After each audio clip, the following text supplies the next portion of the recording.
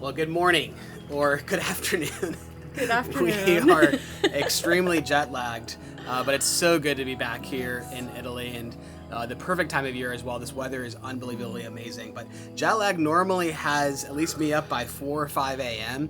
This time we got up at, it is currently 11:30 a.m. We've been up for just an hour or so getting ready, but it is just so unbelievably good to be back here in Italy. But now that we are back, it is straight into work. And actually, a little bit of work was done while we were gone, and I'll show you guys that in a minute. And then 2, I need to fix a mistake that I made a few months ago before it gets worse. And then finally, even though it's May, we need to start prepping for winter. So as mentioned, there was a little bit of work done while we were away, and that was covering up some of the concrete on the side of the steps here. See, all of this concrete steps we want to cover up and not see any visible concrete whatsoever. So for the sides, the same company that did the roof came and put a metal, I forget what this is called, a side piece to cover up the concrete. And then now that that's done, we can move on to covering up the concrete tops, probably with an exterior grade tile, because it has a built-in grippy surface to it. Originally, I wanted to do stone, but with as much water that comes down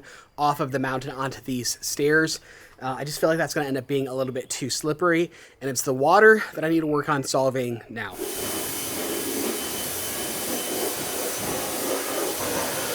All right, so I put on my worst possible clothes because for whatever reason, when I work with this stuff, I get about half of it on the actual surface and half of it on me. And this stuff is nasty. It's basically, I guess, tar in a caulk gun when you need really heavy duty water sealing. And what happens here is the water kind of rushes down all of the terraces, and for whatever reason, a lot of it gets collected onto these stairs. So when it's really pouring, it's almost a little, kind of a cascading effect down these stairs, and a lot of it comes off the side, runs down the sides, and then drips underneath the stairs. You can see from all of the green mold underneath the stairs here. And then it gets this entire area soaking wet. So they've solved that by putting on this metal bit. It's got this little bit of a lip. So then I just need to make sure that, the water doesn't seep behind it. And that's what this is for. Because ultimately this entire area under here is meant for firewood storage. And if it's wet, well, that doesn't work.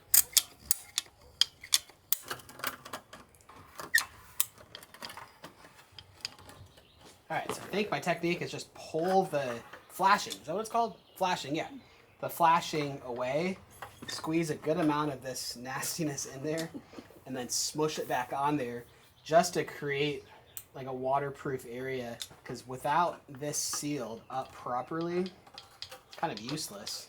The water needs to run over top of it. And then eventually, once we tile, the tile will come over right over top of this as a secondary layer, so that way the water just runs right off and off this lip here.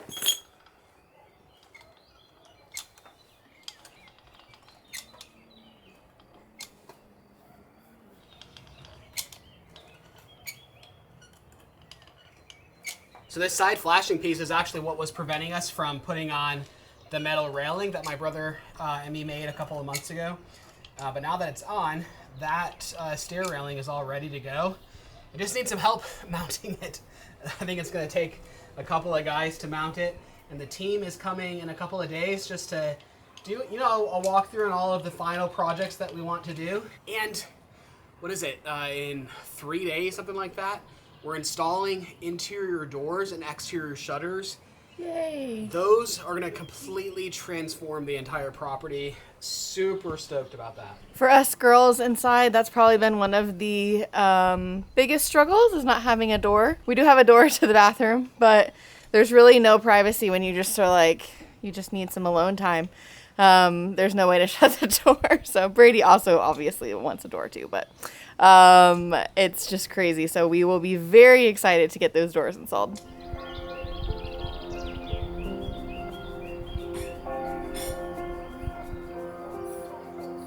I gotta remember how we did it.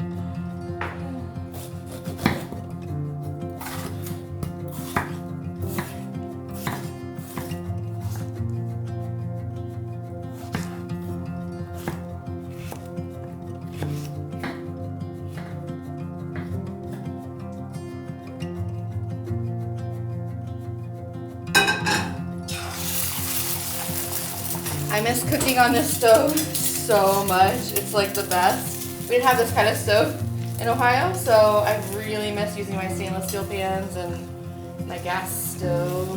I love cooking here.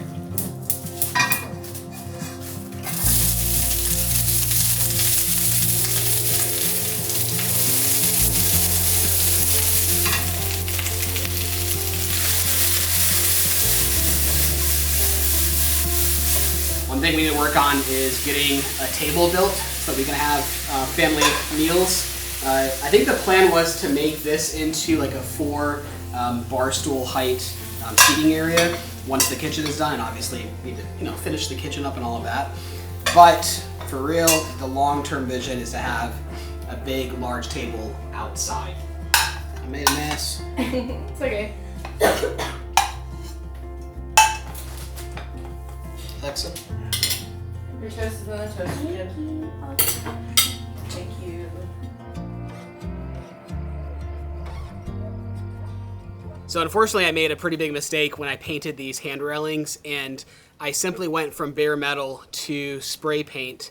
And while it looked really nice, when we came back, what has it been? I think 2 months now, there's already rust showing through because these are exposed to the rain. And I don't know if you can see it on camera, but just little specks of rust here and there. And that's because the spray paint, as I researched and Googled later on, apparently is too thin and doesn't provide a watertight barrier.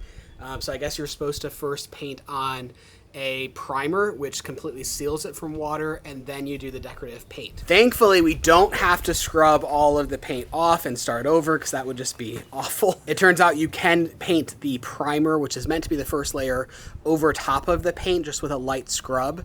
But anywhere where there's a decent amount of rust showing, we're gonna lightly wire brush over that, then paint on a rust converter, then put on the primer, then put on the decorative paint, and do things properly.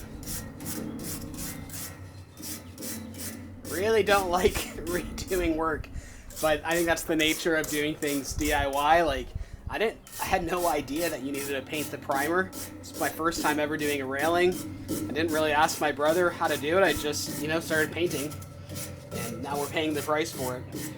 I don't know, maybe if I had done more layers of just the final paint, it would have been enough to stop the rain from coming through and rusting, but from what I've researched, you really need to put that primer down first.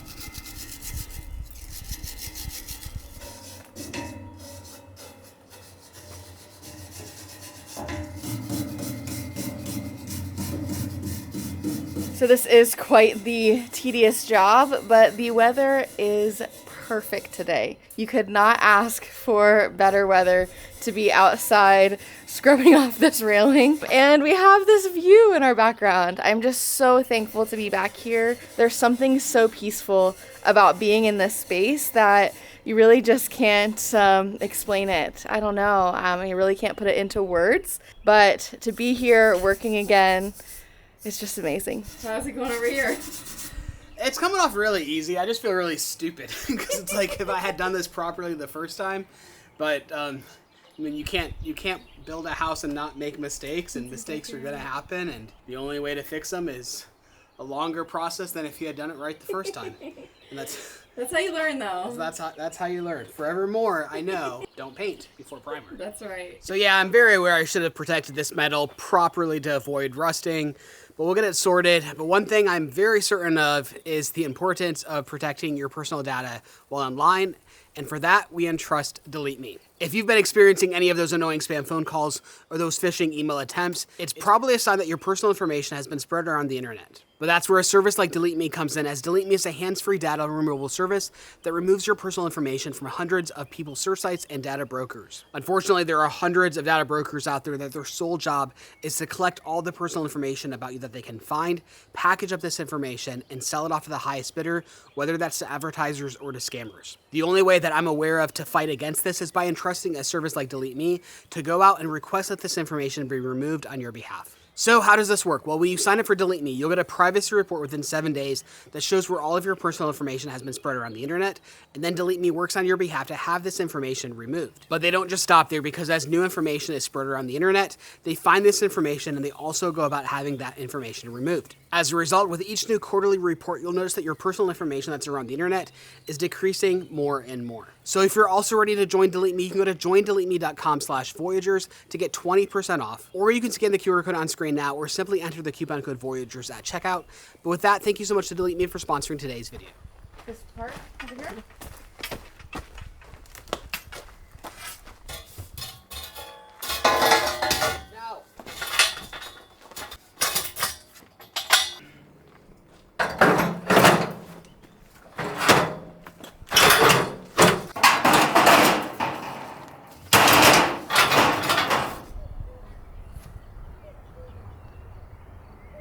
So I was unable to be here when the guys were putting up this railing. The girls were still in school back in Ohio and I had to stay back with them. But I'm very happy that I actually get a chance to be a part of these kind of going up, even though it's would have been unnecessary if it would have been done properly the first time, but that's okay. It's fun to be able to be a part of it. And I don't think, Bradey, I haven't told you how awesome it looks. I love it. I think it looks so great. I'm so pleased with how this has turned out, and it really makes the balcony feel just more homey, more complete, and I cannot wait to get the tile down and a rug and be able to really feel like it's a homey space up there.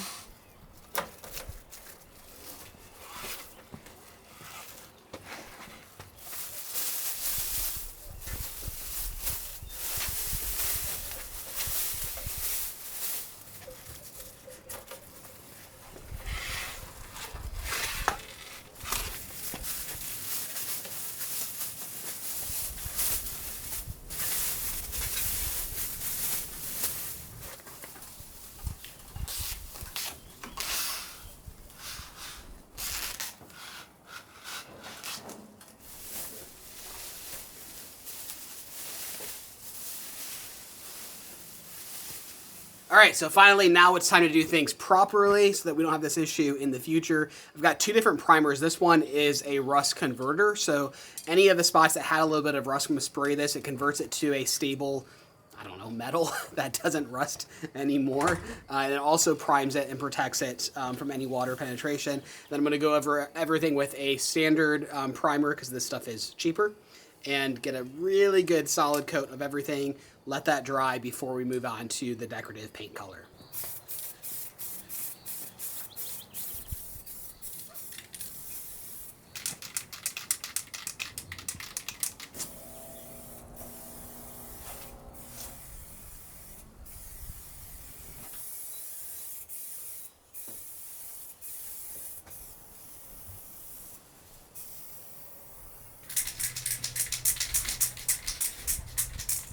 All right, so while I wait for that to dry, I'm, well, enjoying my fourth cup of coffee today because we're struggling today, but we're still making it work, and it's good just to be outside and keep your body moving and overcome that jet lag quickly. But next up, I want to transform this under stair area. So when we design these stairs, we design them to be floating so that we could fill all of the covered area underneath it with firewood.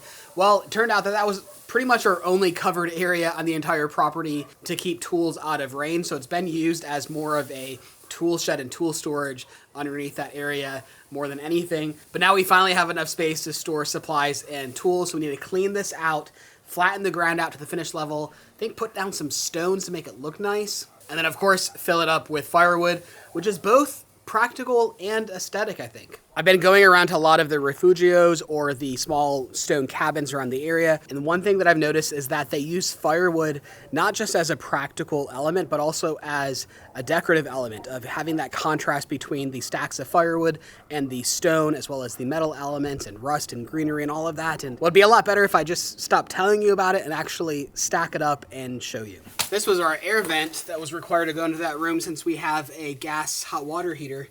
This thing was awful to install. It took me like 2 days digging through the stone. It was so stupid. And by the time I got it cemented in, I was like, I'm done with this project. I just left it. So now I'm coming back and cutting it off.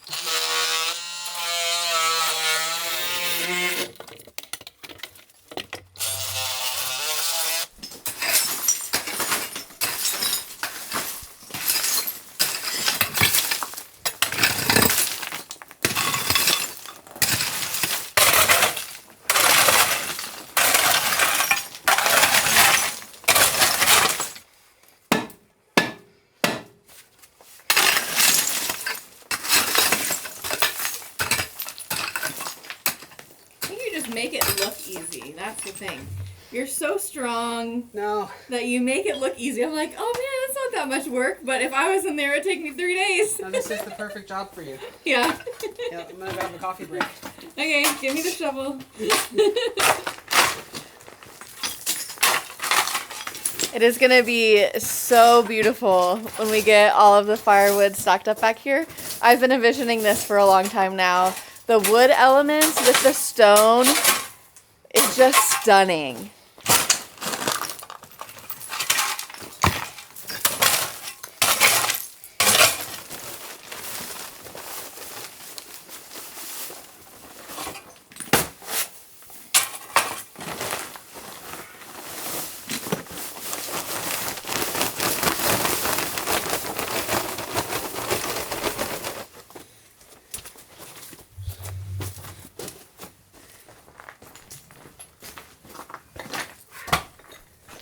So, I'm definitely not going to go overboard here. This entire area outside of the firewood storage is going to have a stone floor to it. But in reality, you're not really going to see the stone floor too much underneath the firewood. So I'm just using the most brutal stone that we have lying around, which we have a lot of it lying around, so we might as well use it. So even though this stone is beautiful, it's stone that I don't want to use in the rest of the patio because it's too thin. There's just too much risk of it breaking. So if it breaks underneath the firewood, oh well. And again, like I said, I'm not even hardly going to pay attention to this. Just going to throw it in there. It doesn't need to be pretty. I think it is pretty though. I think it looks really nice. Well, it's just, you know, like a huge blessing that we have so much stone that it's basically at this point just almost trash. We need to just do something with it. Scrap stone that we'll have to Scrap take stone. off the property if we can't figure out what to do with Yep. it. So use it. Use it or you have to pay to get rid of it. Yeah.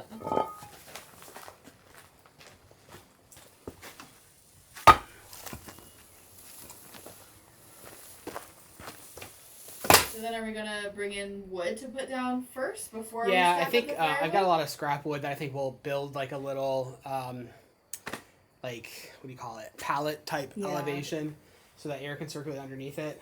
And then we'll stack it up. All right, sounds good. Seeing all of these stones go down back here makes me very excited to see what this whole area is going to look like once we can get our stones laid for the flooring out here. It's going to be stunning. Yeah,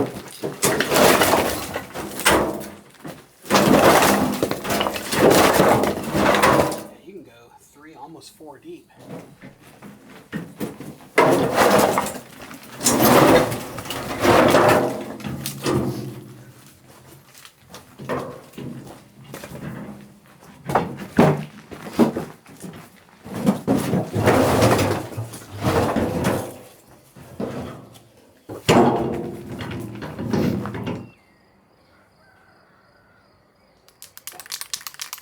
Alright, so the first coat of the rust converter is sprayed on like a clear coat. So I couldn't quite tell if I was getting a perfect uniform coat. So I'm going to go ahead and over top of that rust converter put the primer.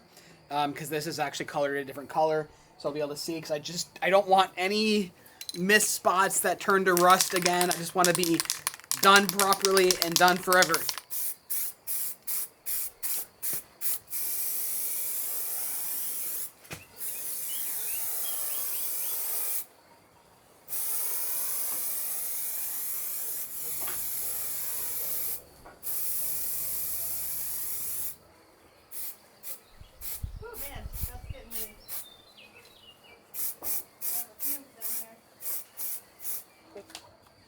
Oh man, I'm glad that I did the second coat, because I ended up using twice the amount of product on the second coat than I did on the first coat. I think that's the result of that first coat was clear coat. The rust converter or whatever it's called was a clear coat. I just couldn't see if I was getting good coverage, but with the second coat of primer, I used twice as many cans. But now with the combination, we should be good to go. Tomorrow, I'll pick up with 2 coats of the actual final color.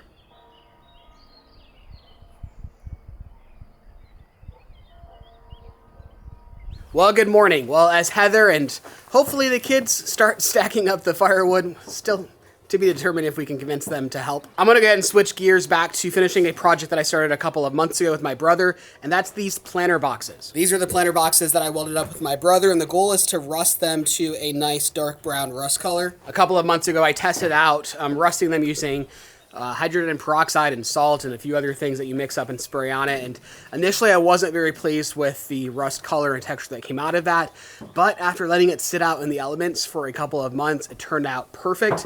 So we're just gonna move forward and see what happens. And Heather's gonna be stacking firewood. Thank you.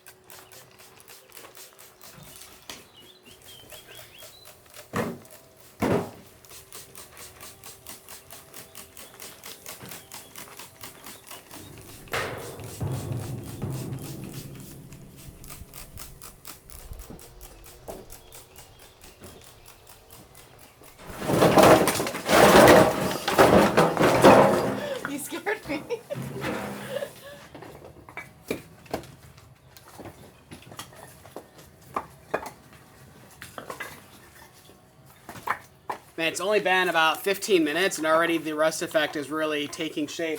I think the key is to do it in the sun. I think I read something about having the metal be warmed up in the sun and actually sit out, and then lots and lots and lots of coats. So I'm going to work on the second coat here, but I think I'm going to end up doing 3 or 4 coats because I really want that really deep baked in dark brown rust, not so much the orangey rust that you see currently, but I think as it layers on, it's going to work really well. I'm just using a roughly 80% mixture of hydrogen peroxide, 15-20% of, vinegar, and then like 2 or 3 tablespoons of salt. And again, very rough, not really measuring this at all. Then spraying it on.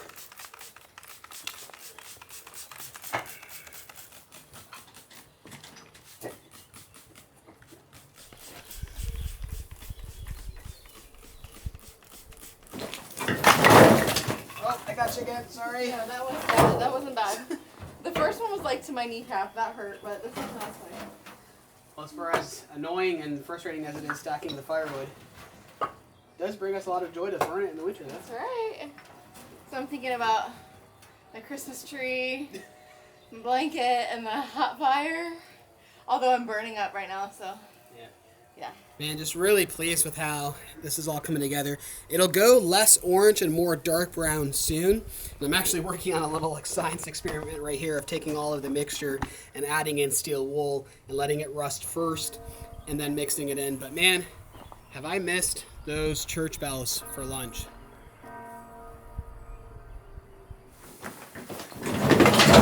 Oh, careful. Scared me. Sorry. Make sure you Shin guards. Sorry, get over.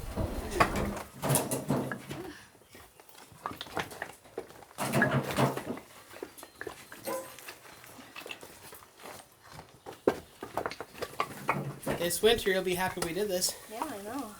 Why? Because then we have a hot, warm fire. You'll be cold if we didn't do this. Well, we're clearly running out of space.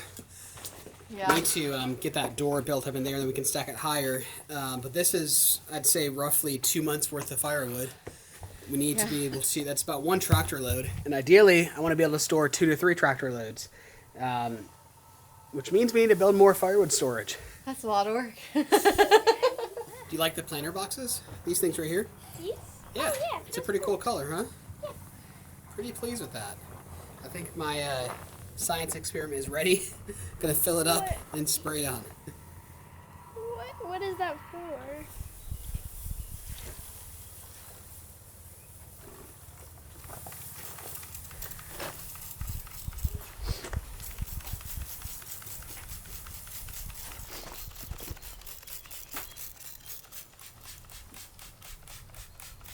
Well, I don't think I can fit any more in this area. It's I 3 think we rows did it. deep. That's pretty good. And it looks awesome, doesn't it? Like, I looks love the really firewood good. against the stone. It looks great. So it just dawned on me that tomorrow we are installing all of our wood doors. Beautiful, old-looking chestnut doors, and we have all these brand new hinges, large hinges, basically medieval-style hinges, but it's fresh metal. So I need to rust those as well just to match the look and the aesthetic of everything else, which means I have just tonight to do that. So I need to go grab that from the door maker. And I'm just a little bit nervous about getting the patina just right because once we mount them, you can't really change that patina. But for now, I need to get 2 coats of the final color of paint.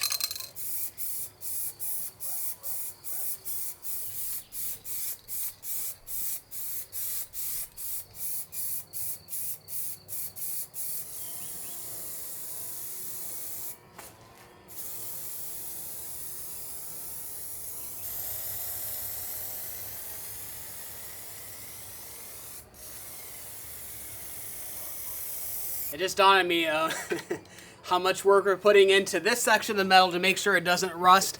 And at the same time, I'm doing everything in my power to make sure that that chunk of metal over there does rust. And how silly that is.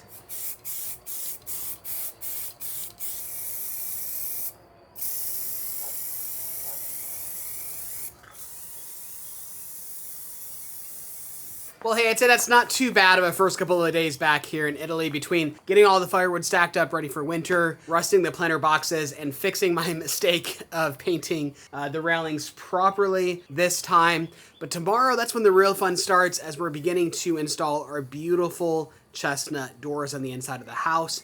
Cannot wait for that. I'm actually headed off to check on them, make sure they're all good, grab the hinges, start rusting those or painting them. I can't decide right now. I'm going to do some tests, but that's all later on. I'm going to get all this cleaned up. But for now, thank you so much for watching and supporting our family. We'll see you in our next video.